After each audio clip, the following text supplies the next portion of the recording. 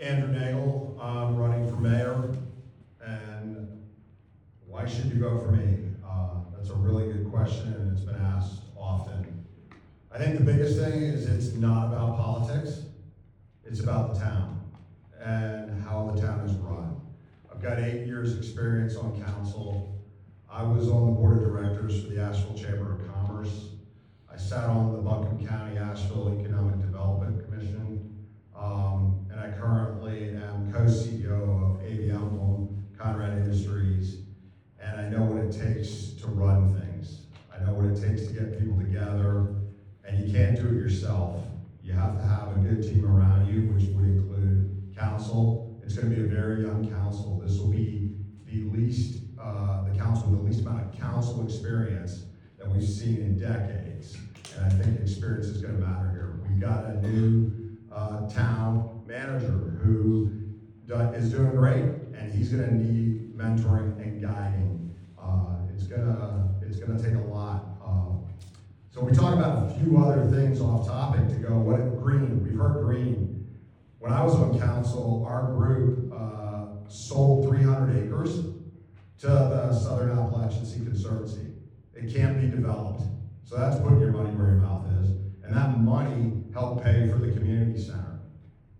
Green, our factory has solar panels on. They have for 15 years.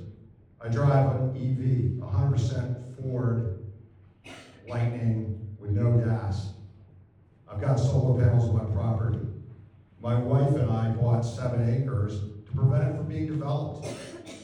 So what you're looking at is somebody in a family who's been in this community since 1963 who puts their money where their mouth is. I don't just talk, we do it, and we do it all day long. We probably are the longest tenured employer in town, okay? Industry's not coming back. The WEDAC has done a great job. They're promoting ball crank. Well, what was there, ball crank? It's not there anymore.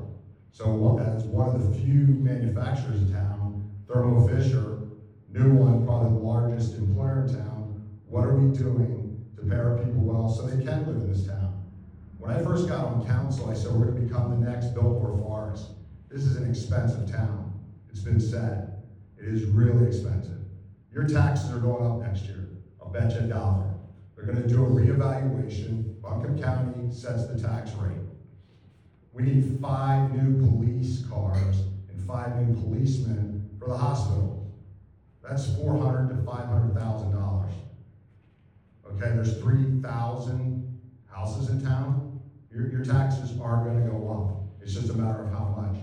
We cannot continue to dip into our savings account to run the town. The town has to be run on the operating budget, and that's just the way it is. I'm against raising taxes, but I'm also in favor of having services that are needed.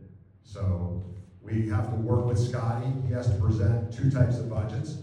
One is revenue neutral, where your taxes don't go up, but he's going to need more policemen. Absolutely, positively. What else have we done? Water. You've heard of water.